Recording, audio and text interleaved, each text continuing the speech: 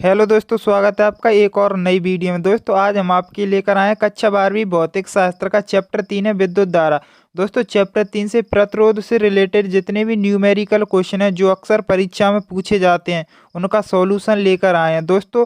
तो आज की वीडियो को आप अंत तक जरूर देखिए, क्योंकि दोस्तों आपको पता है न्यूमेरिकल क्वेश्चन क्या होता है। कभी कभी न्यूमेरिकल क्वेश्चन के अथवा में भी न्यूमेरिकल क्वेश्चन रख देता है, तो इसलिए आपको न्यूमेरिकल क्वेश्चन भी जरूर करना है। तो दोस्तों आप वीडियो को अंत तक देखिए और हम आपको प्रतिरोध से रिलेटेड क्वेश्चन करवाएंगे। तो दोस्तों अब चलते हैं, वीडियो को स्टार्ट करते हैं।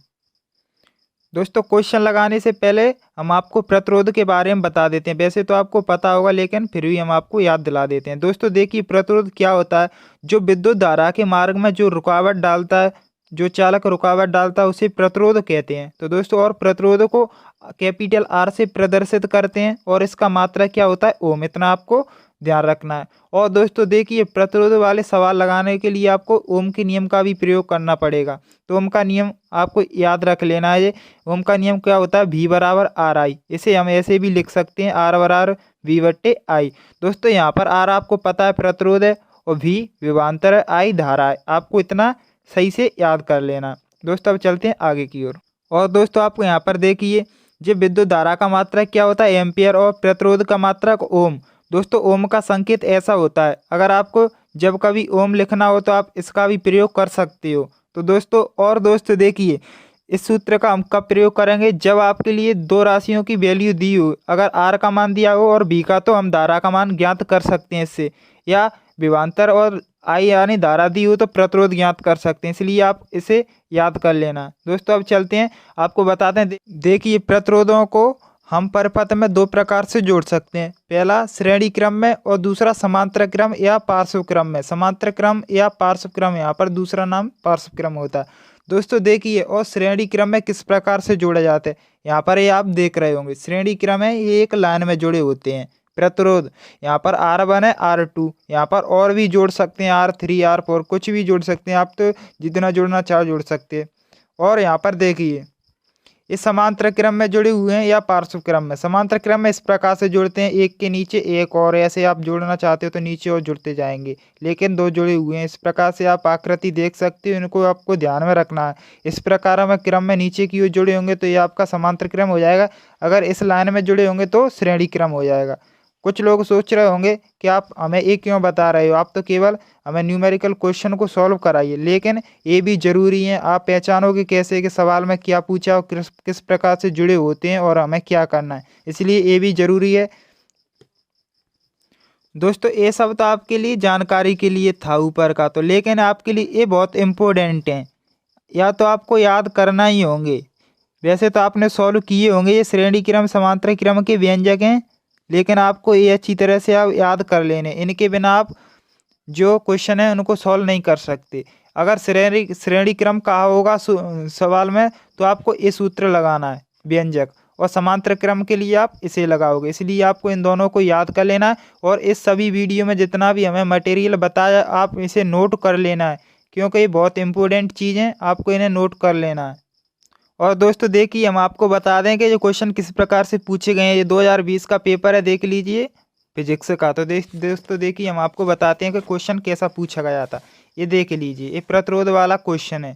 आप देख लीजिए, अगर आपके लिए ऐसा क्वेश्चन आ जाए तो क्या आप इस प्रकार के क्वेश्चन को सॉल्व कर सकते थे। दोस्तों देखिए, यहाँ पर ये प्रतिरोध जुड़े हुए हैं समांतर क्रम में। देखिए, हम आकृति इसलिए बनाई थी सवाल कि आप पहचान सको, अगर ऐसा क्वेश्चन आ जाए तो आप कर सको। देखिए, ये तो आपके लिए नीचे की ओर जुड़े हुए हैं तो समांतर क्रम होगा। एक जे आपका श्रेणी क्रम में जुड़ा हुआ है, इनको पहले आपको सॉल्व करना होगा, फिर ये यहाँ पर श्रेणी क्रम में जुड़ जाएगा, तब आपको ये दोनों को जो सॉल्व करना होगा, तब आपका आंसर आएगा। और दोस्तों यहाँ पर देख लीजिए, ये 10 वोल्ट की बैटरी जुड़ी हुई है, ये आपका पूरा क्वेश्चन लिखा हुआ है। इस प्रकार से क्वेश्चन आया था, लेकिन आपको कोई टेंशन नहीं लेना है, आप किसी भी प्रकार का क्वेश्चन सॉल्व कर सकते हो। लेकिन आपको इस वीडियो को पूरा देखिए, आप आसानी से समझ जाओगे। तो दोस्तों आपका पहला क्वेश्चन है कि 2 ओम, 3 ओम तथा 4 ओम के 3 प्रतिरोधक श्रेणी क्रम में संयोजित हैं, तो तुल्य प्रतिरोध क्या होगा। तुल्य की जगह कुल प्रतिरोध भी पूछ सकता है। तो दोस्तों हम पहले छोटी लेवल से क्वेश्चनों को लगाते जाते हैं, फिर उसी टाइप पर पहुंच जाएंगे जो चित्र में दिए होते हैं और जो पूछे जाते हैं। तो पहले आप इसे किस प्रकार से सोल्व करेंगे, तो आपको देखना है कि पूछा क्या है, श्रेणी क्रम पूछा है, तो आपको व्यंजक याद होना चाहिए कि श्रेणी क्रम का व्यंजक क्या होता है, हमने पहले बताया था। तो आप इन्हें नोट करते जाएं व्यंजकों को भी। तो दोस्तों हम पहले उतार लेते हैं कि दिया क्या हुआ है। तो दोस्तों देखिए यहाँ पर ये दिया हुआ है R1 बराबर हमने मान लिया 2 ओम, R2 बराबर 3 ओम और R3 बराबर 4 ओम। तो दोस्तों ये आपको दिया है इस प्रकार। अब तब हम लिखेंगे तुल्य प्रतिरोध श्रेणी क्रम के लिए क्या होता है, R1 प्लस R2 और प्लस R3।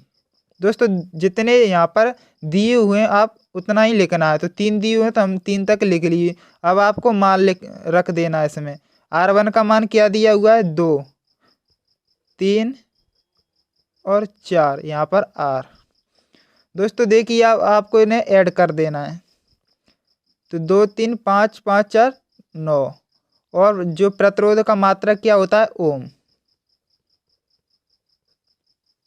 दोस्तों इस प्रकार से आप इन्हें सॉल्व कर सकते हैं। एक बार और देखिए यहाँ पर 2 ओम दिया हुआ, 3 और 4 श्रेणी क्रम में जोड़े गए हैं। यहाँ पर हमने लिख लिया है पहले R1 बराबर 2 मान लिया, R2 बराबर 3, R3 बराबर 4।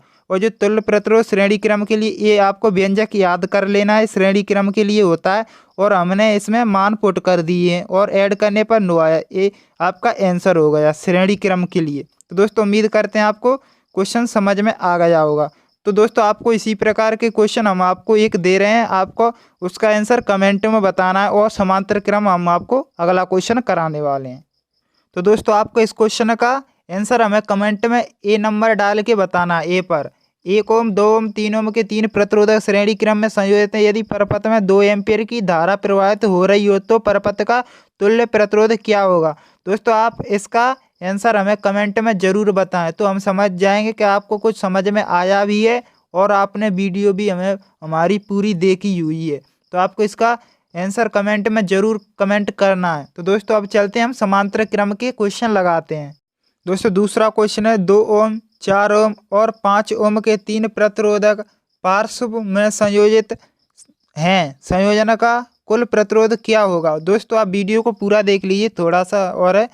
तो दोस्तों इसमें देखिए पार्श्व दिया हुआ, पार्श्व मान होता है समांतर क्रम। तो आपको क्या होना, समांतर क्रम का व्यंजक याद होना चाहिए। तो हम देख लेते हैं, हम दिया उसे लिख लेते हैं। तो दोस्तों R1 बराबर दिया हुआ है 2, R2 बराबर दिया हुआ है 4 और R3 बराबर दिया हुआ है 5। और हमें क्या ज्ञात करना है, कुल प्रतिरोध समांतर क्रम। तो